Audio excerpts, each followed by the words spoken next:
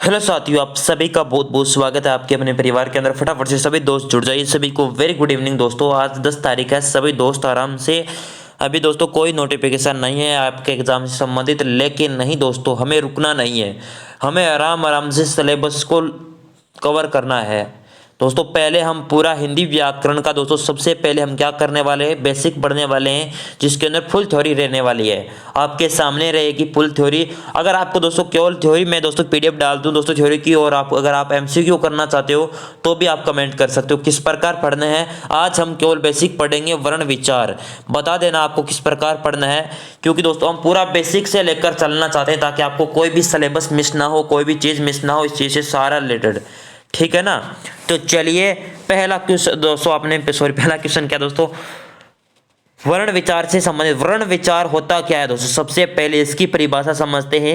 वर्ण विचार, व्यक्ति को अपना विचार विनिमय के लिए भाषा की आवश्यकता होती है। भाषा का निर्माण वाक्यों से, वाक्यों का निर्माण सार्थक शब्दों से तथा शब्दों का निर्माण वर्णों के सार्थक मेल से होता है।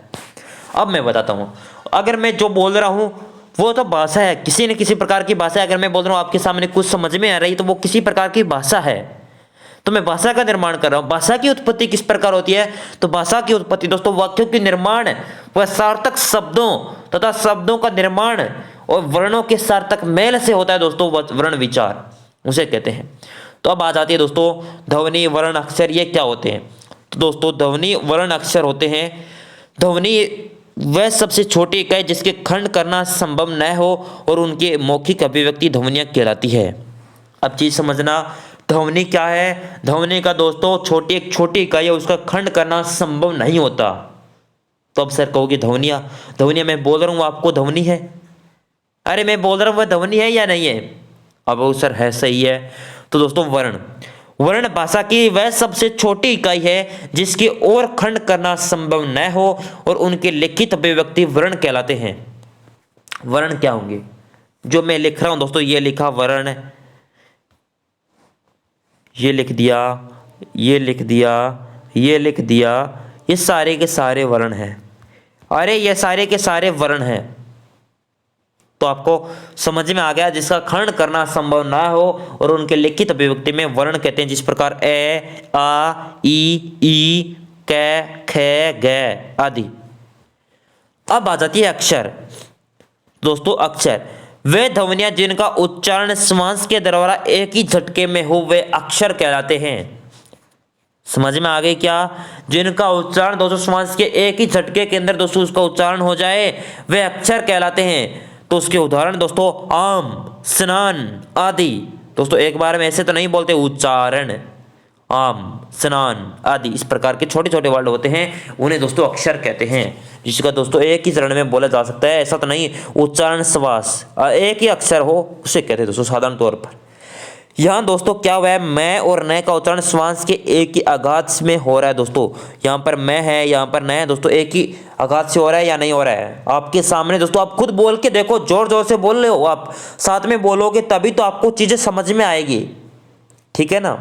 चलिए नेक्स्ट, अब आ जाती है दोस्तों लिपि के बारे में बात। अब लिपि क्या होती है दोस्तों, लिपि भाषा का आदान प्रदान बोलकर होता है, परंतु कभी कभी उसे लिखना भी पड़ता है। लिखित भाषा में मूल ध्वनियों के लिए जो चिन्ह मान लिए जा गए हैं, जिन्हें जिस रूप में लिखा जाता है उसे लिपि कहते हैं।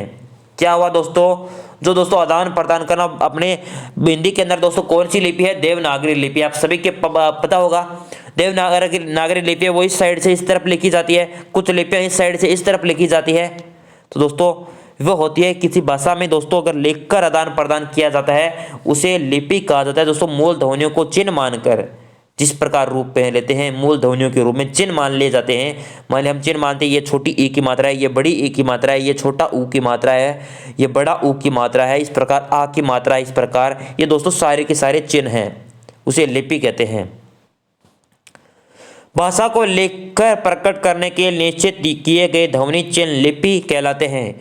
हिंदी भाषा की लिपि देवनागरी है, ये बता दी दोस्तों। हिंदी भाषा देवनागरी लिपि, देवनागरी लिपि इस साइड से इस साइड लिखी जाती है। वर्णमाला, वर्णमाला की दोस्तों परिभाषा देखिए, वर्णों या ध्वनियों के क्रमबद्ध समूह को वर्णमाला कहते हैं। क्या कहते हैं, वर्णमाला या ध्वनियों के क्रमबद्ध समूह को दोस्तों वर्णमाला कहते हैं। ठीक है। मात्राएं, व्यंजनों के अनेक प्रकार के उच्चारणों को स्पष्ट करने के लिए जब उनके साथ स्वर का योग होता है तब स्वर का वास्तविक जिस रूप में बदलता है उसे मात्रा कहते हैं, जिसे गुरु कामता प्रसाद। क्या हुआ दोस्तों, परिभाषा को समझ में नहीं है, एक बार खुद पढ़ो। व्यंजनों के अनेक प्रकार के उच्चारणों को स्पष्ट करने के लिए, किसी प्रकार के व्यंजन हो उसको उच्चारण को किसी प्रकार स्पष्ट करना ही दोस्तों उनके भाषा के साथ स्वर का योग होता है, तो स्वर का वास्तविक रूप से जिस रूप में बदला जाता है उसे मात्रा कहते हैं। जिस प्रकार गुरु, कामता, प्रसाद, ये दोस्तों इस प्रकार के उदाहरण है।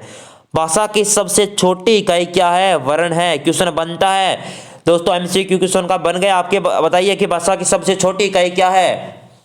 वर्ण है, स्वर है, व्यंजन है। दोस्तों अन्य पूछ लिए जाते हैं या इनमें से कोई नहीं, तो आपको कि सर भाषा की सबसे छोटी इकाई है वह आपकी हो जाएंगे वर्ण।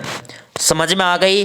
किसी को कोई डाउट नहीं है दोस्तों? स्क्रीनशॉट लेना चाहते हो ले सकते हो दोस्तों, पूरी की पीडीएफ दोस्तों टेलीग्राम पर दे दूंगा, स्क्रीनशॉट मत लो दोस्तों, कोई बात नहीं, स्क्रीनशॉट मत लो, पीडीएफ टेलीग्राम पर मिल जाएगी दोस्तों। ठीक है ना? चलिए, आज दोस्तों क्लास आपने देख ली थी क्या? रीजनिंग वाली और राजस्थान जीके वाली क्लास देख लेना दोस्तों। ठीक है ना? अर्थ के आधार पर भाषा की सबसे छोटी इकाई दोस्तों कौन सी है? अरे अर्थ के आधार पर भाषा की सबसे छोटी इकाई कौन सी है? आप बताएंगे या कमेंट नहीं करोगे दोस्तों? भाषा की सबसे छोटी इकाई तो वर्ण है, लेकिन भाषा अर्थ के आधार पर भाषा की सबसे छोटी इकाई है शब्द, और भाषा की पूर्णतः इकाई है वाक्य। दोस्तों सारी चीजें बात करेंगे, स्वर क्या होते हैं, शब्द, सारी चीजों की बात करेंगे। पहले एक बार थोड़ा सा एमसीक्यू पढ़ लीजिए ताकि आपको एग्जाम में बने तो क्वेश्चन भूले मत। हिंदी विश्व की सभी भाषाओं का सार्वभौमिक वैज्ञानिक भाषा है। आज सभी को पता है 10 जनवरी है, 10 जनवरी को हिंदी दिवस मनाया जाता है। आप सभी को पता है, सभी को हिंदी दिवस की हार्दिक हार्दिक शुभकामनाएं दोस्तों। आज ही के दिन हमने पहली क्लास स्टार्ट की है और आज ही के दिन दोस्तों विश्व हिंदी दिवस है। क्वेश्चन बन सकता है, जीके का क्वेश्चन है। ठीक है। हिंदी विश्व की सभी भाषाओं में सर्वाधिक वैज्ञानिक भाषा है। हिंदी के वर्णों को 2 भागों में बांटा गया है। अरे हिंदी के वर्णों को कितने भागों में बांटा गया है? भाषा की सबसे छोटी इकाई वर्ण है, और वर्णों को कितने 2 भागों में बांटा गया है? स्वर व व्यंजन। दोस्तों अभी तो व्याकरण की शुरुआत हो जाती है कि सर कौन कौन से हैं, स्वर और दोस्तों व्यंजन, सारी चीजों की बात करेंगे। थोड़ी सी परिभाषा देखिए स्वर दोस्तों, इनके बारे में, वे ध्वनियां जिनका उच्चारण करते समय फेफड़ों से उठी हुई वायु निर्वात गति से बिना रुकावट दोस्तों इनका घर्षण मुख्य विवार से बाहर निकल जाता है, उसे स्वर ध्वनियां कहते हैं। परिभाषा आपके सामने मैं एक बार दिखाता हूं। चलिए ये देख सकते हो, परिभाषा आपके सामने है, एक्सप्लेन आपके सामने पूरी की पूरी। वे ध्वनियां जिनका उच्चारण करते समय फेफड़ों से उठी वायु निर्वात गति से बिना रुकावट के बिना घर्षण के मुख्य विहार से निकल जाती है। ना ही दोस्तों अगर वायु से बोले जाने वाले शब्द को ही कहते हैं, उसके अंदर बिना रुकावट के अंदर, बिना गले के अंदर घर्षण, बिना जो मुख्य विहार से डायरेक्ट वाले निकल जाते हैं उसे स्वर ध्वनियां कहते हैं। हिंदी के स्वर और मात्राएं दोस्तों कौन कौन सी हैं? अरे देख लो दोस्तों आराम से, कोई वीडियो को लाइक नहीं करेगा क्या? लाइक तो बटन दबता है या वही नहीं दबाया जा रहा है? हिंदी के स्वर और मात्राएं दोस्तों, हिंदी के स्वर कौन कौन से हैं? ए है, आ, ई, उ, री, ए, ऐ, ओ, औ, ये आपके हो जाएंगे स्वर, और उनकी मात्राएं हैं दोस्तों। इसकी तो मात्रा ये होगी, लेकिन इसकी आ की मात्रा ये, ई की छोटी ई की मात्रा ये, बड़ी ई की मात्रा ये दोस्तों, ई की, ऊ की ये, और इस ऊ की ये। ठीक है। री की ये मात्रा हो जाएगी आपके सामने दोस्तों, मात्रा लिखी हुई है। ए की ये, एक मात्रा ऊपर, ए के ऊपर 2 और ओ के ऊपर 1 और नीचे इस प्रकार की मात्रा रखी है। ठीक है, ये आपके सामने एक बार थोड़ा चलिए मैं ऊपर कर देता हूं ताकि आपको से विजिबल हो, और ओ की मात्रा ये। ठीक है, कुछ डाउट नहीं है? अरे कुछ डाउट है तो बता दो, कोई डाउट है तो कमेंट बॉक्स खुला हुआ है, ताकि आपके कोई भी डाउट होगा तो हमारे पास पहुंच जाएगा बिना रुके और बिना किसी को देखे दोस्तों। ठीक है ना? चलिए, क्योंकि दोस्तों हम आराम से प्रत्येक बातें करेंगे, सारी चीजें पढ़ेंगे आराम से प्रत्येक चीज को। ठीक है। अब दोस्तों एक नोट है इंपॉर्टेंट है दोस्तों। लिखना चाहते हो तो लिख सकते हो साथ में, मैं आराम आराम से चलूंगा दोस्तों इसी प्रकार।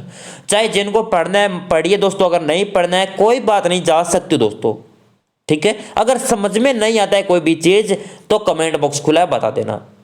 लेकिन जिनको एकदम ही पढ़ना ही नहीं है सर, हमें चाहे किसी प्रकार पढ़ा दो, तो उनके लिए दोस्तों हमारी तरफ से कोई भी कोशिश नहीं की जा सकती, ठीक है ना।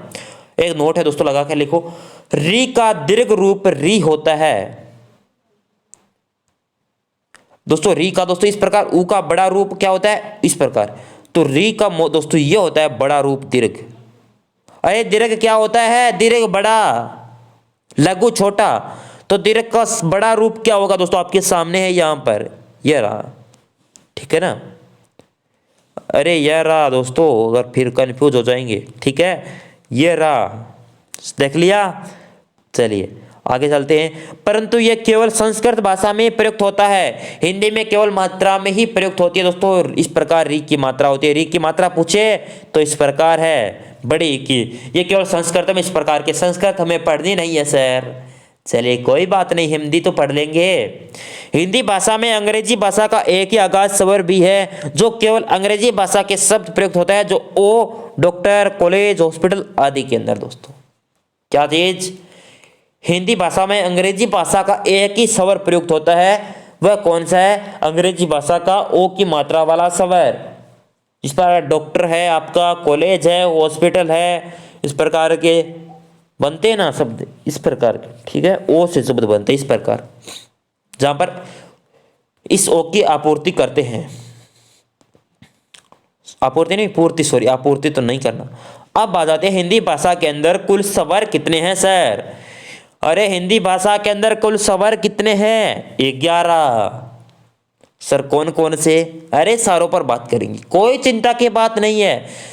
हम एक भी चीज नहीं छोड़ेंगे जो आपकी हिंदी व्याकरण की एक भी चीज छूट जाए, ऐसा नहीं होने वाला है, ठीक है। हिंदी भाषा के अंदर कुल स्वर है आपके 11, जो अपने नीचे दिए गए हैं, आराम से पढ़ेंगे, आज जितने पढ़ेंगे आराम से याद करेंगे, ठीक है। चलिए दोस्तों ध्यान से, उच्चारण के आधार पर लगने वाले दोस्तों पहली हेडिंग लगाइए, जिस प्रकार लिखा हुआ है इस प्रकार की पीडीएफ टेलीग्राम पर मिल जाएगी दोस्तों। कोई भी वर्ड छूट जाए अगर आप सुन लो बस एक बार, और साथ में लिखना चाहते हो तो लिख भी सकते हो, लेकिन साथ में जिस प्रकार लिखी हुई है तो आप पीडीएफ का प्रिंट आउट भी ले सकते हो और लिख भी सकते हो, ठीक है। उच्चारण में लगने वाले समय के अनुसार स्वर 3 प्रकार के होते हैं।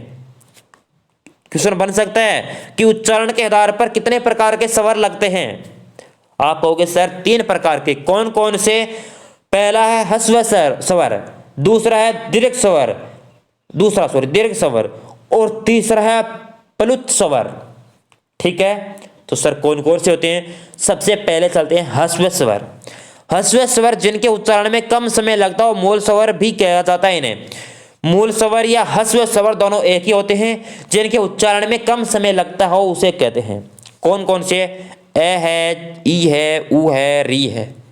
इनके उच्चारण करके देखो, खुद प्रयोग करके देखो, ए, ई, ऊ, री, इस प्रकार।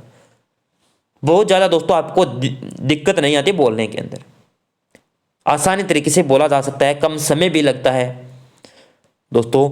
इन्हें कहते हैं ह्रस्व स्वर। तो ह्रस्व स्वर कितने हो गए आपके, ह्रस्व स्वर हो गए 4 स्वर आपके सामने है इस प्रकार के, ठीक है ना। अरे समझ में आ रहा है या नहीं आ रहा है, आप ऐसे ही दोस्तों लगे हुए हो या